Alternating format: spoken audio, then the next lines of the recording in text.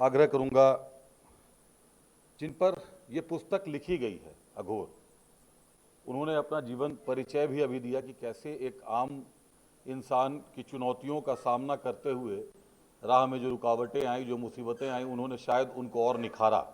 अभी संजय सर से बात हो रही थी, बड़ा गंभीर सवाल संजय सर ने भी एक खड़ा किया है कि झारखंड जैसे राज्य में जहां डायन प्रथा आए दिन हम लोग खबरें लिखते हैं, संकलन करते हैं, वहां भी धर्म का ध्वज लहरा रहा है। हमारे बीच ऐसे लोग हैं, तो एक सवाल हम लोगों का, सर चूंकि आप पत्रकारों के पास आए हैं तो एक सवाल के साथ ही आपको हम लोग आमंत्रण देंगे। एक सवाल ये जरूर रहेगा कि धर्म और अघोर दोनों में क्या भिन्नता है। अघोर को एक अलग दृष्टि से देखा जाता है, आमतौर पर लोग मिलने से कतराते और वो भी नहीं मिलना चाहते, आम लोगों से वो भी जल्दी सरोकार नहीं रखना चाहते।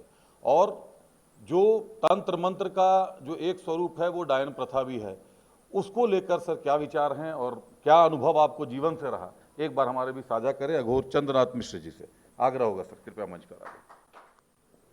धन्यवाद आपको, आपने मुझे कहने का मौका दिया। मैं इतना ही कहूँगा, आपका जो प्रश्न था अघोर, अघोर क्या है।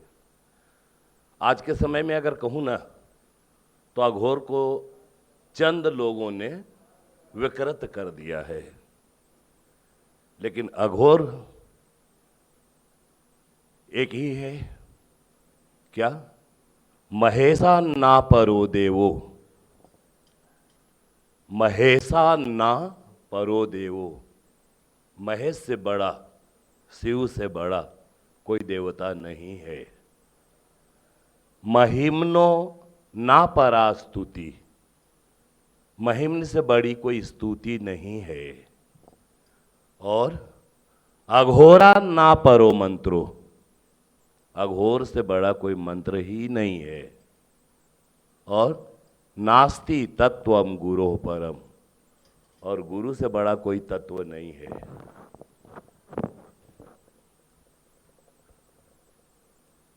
अघोर वह है, वह अघोर है, घोर नहीं है।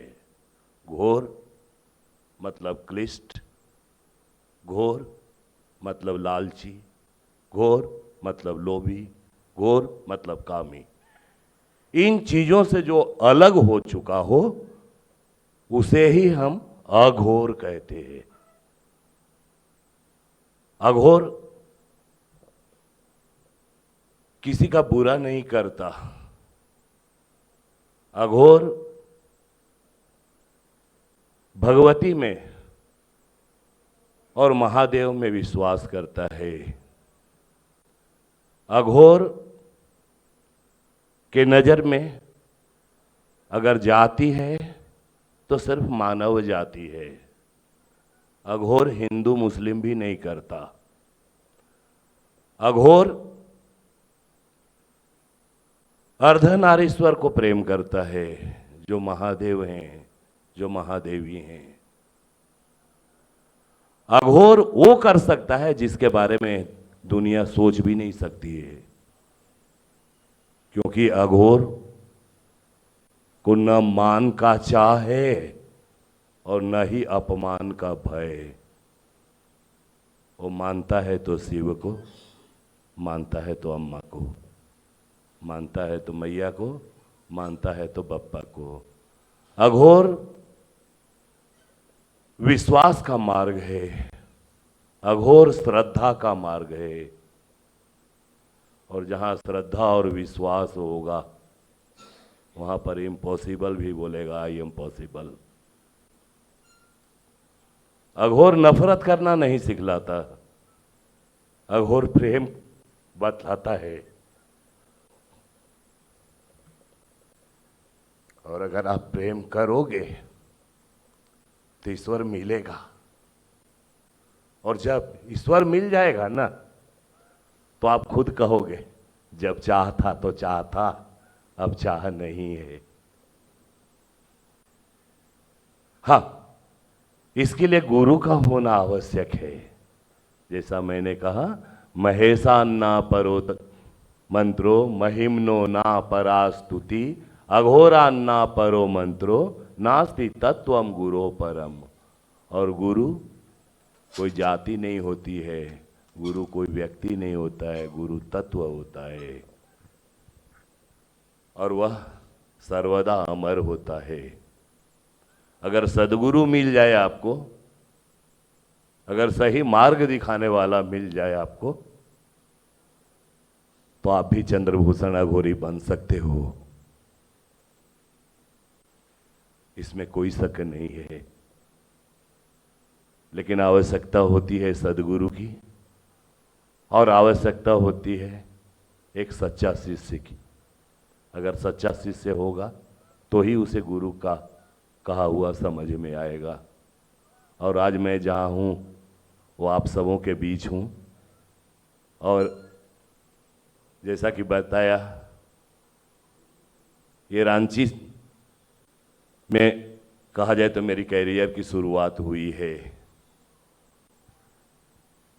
और रांची के लोग जानते हैं, हमारे परम आदरणीय सर भी जानते हैं।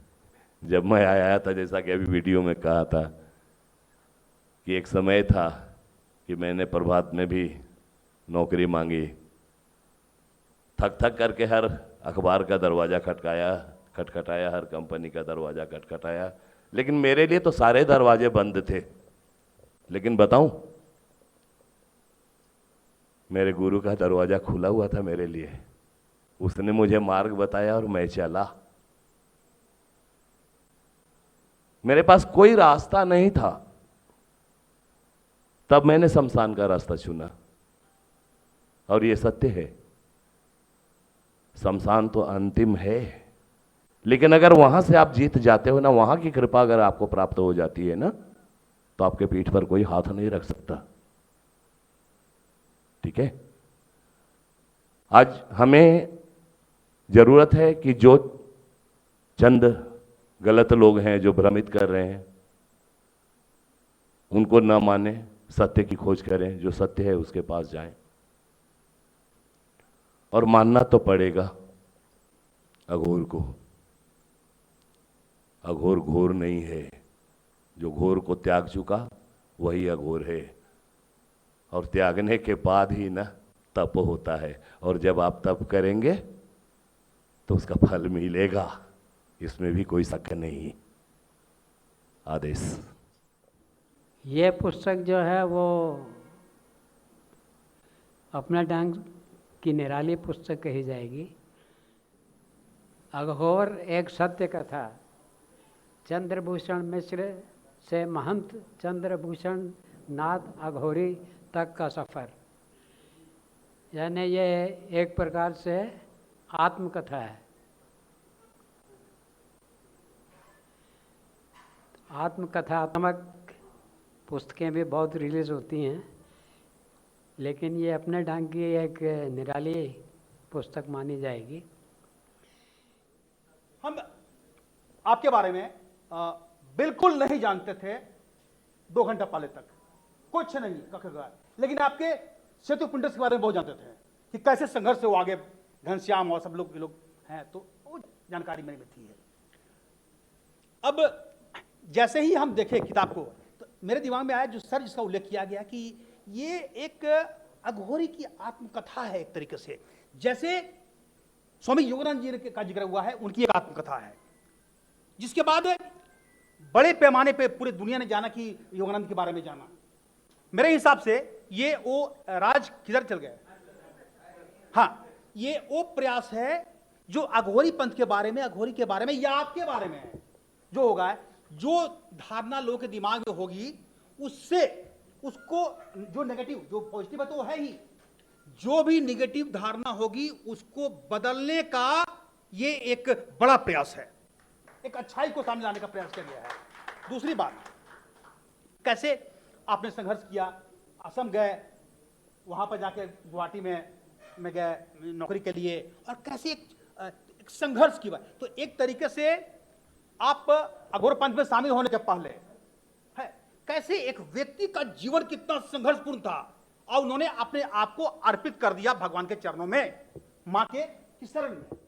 लेकिन एक सच को जानना चाहिए, तो ये कम से कम राज की किताब से ये डिबेट का एक विषय है, एक अवसर मिला है इसको जानने का, समझने का है। और बहुत ज्यादा मीडिया में, शायद ही कभी अखबारों में इस पे कोई आर्टिकल्स भी आता होगा, बहुत कम आते हैं। तो ये एक तरीके से अनछुआ पहलू है। इस किताब के माध्यम से लोगों को जानकारी मिलेगी और उसके अंदर जिज्ञासा होगी। जब जिज्ञासा होगी तो आप और जानने का प्रयास करेंगे, सर्च करेंगे, जाएंगे, देखेंगे, ये चीज है। तो किसी भी, कोई भी पूजा पत्ती किसी भी धर्म में जो भी हो, वो बेकार नहीं है, उसका अपना तरीका है, उसकी आलोचना आप नहीं कर सकते हैं, वो तरीका है, पाने का होता है। हम लोग को जानना चाहिए, सारा कुछ है और एक मार्ग है। आप यकीन नहीं मानेंगे कि वक्त बहुत कम था, मेरा एक कुछ दूसरा असाइनमेंट था, लेकिन किताब जब हाथ में हमने ली तो जैसे होता है ना कि कोई आप थ्रिलर हो या कोई ऐसी एक फिल्म जब आप देखना शुरू करें तो लगता है कि भैया ये इसका क्लाइमेक्स कहाँ है, वहां तक पहुंचे। मैं ये दावा तो नहीं करता कि हाँ उतनी देर में मैंने पूरी किताब पढ़ ली, लेकिन सरसरी तौर पर 10-15 मिनटों में जो हमने देखा और जो समझने की कोशिश की और जिन चीजों से गुजरा और जिस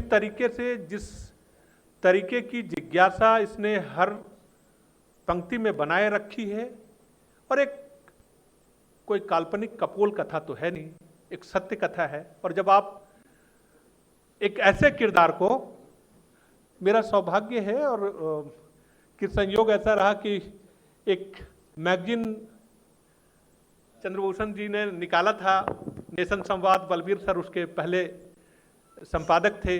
बलबीर सर की दूसरी व्यस्तताएं थी तो 2-3 अंकों के बाद बलबीर सर ने छोड़ दिया था, और उसके बाद उस पत्रिका के 3-4 अंकों के संपादन का दायित्व इन्होंने मुझे सौंपा था। उसी वक्त इनसे परिचय हुआ था, 2013 की बात है मेरा ख्याल है, 13 या 14 की बात है, 2014। तो इनको करीब से देखने का मौका नहीं, इतना करीब से नहीं कि इनकी आध्यात्मिक साधना को देखा, ऐसा नहीं है, लेकिन इनके संस्थान को जरूर देखा, इनकी कार्यशैली को जरूर समझने की एक मौका मिला। और एक जिज्ञासा थी, जानता था उस समय से कि हाँ एक अलग तरीके के साधक हैं, श्मशान की साधना करते हैं, उस समय भी जानते थे। लेकिन ये किताब पढ़ने के बाद जो जिज्ञासा पैदा होती है, जो कौतूहल पैदा होता है, वो अपने आप में अद्भुत है। हम अक्सर सुपर डुपर फिल्मों की पटकथा और प्रेम कहानियां देखकर रोमांचित होते हैं। मेरा यकीन है कि प्यार सिर्फ वो नहीं होता है जो हम फिल्मी पर्दों पे देखते हैं। सच्चा प्यार क्या होता है? अपने आराध्य को हासिल करना, अपने लक्ष्य को हासिल करना। अगर वो समझना है तो इस किताब को जरूर पढ़ना चाहिए, ये मेरा आप सभी से आग्रह होगा। मैं इस किताब को अभी एक बार और पढ़ूंगा और बहुत। किताब का प्रकाशन के तौर पर मैं बताना चाहूँ कि अशुद्धि रहित, ज़्यादातर हिंदी की किताबें जब प्रकाशित होती हैं उसमें बहुत सारी अशुद्धियाँ होती है, मन खट्टा हो जाता है। और उसका फॉन्ट इतना लाजवाब है इस किताब को, जैसे शंभू जी बता रहे थे कि किताब को आप देखने के बाद आप उसको उलटते चले जाते हैं, वो फॉन्ट में और उसका जो माने अशुद्धि उसमें आपको ढूंढे नहीं मिलने वाली।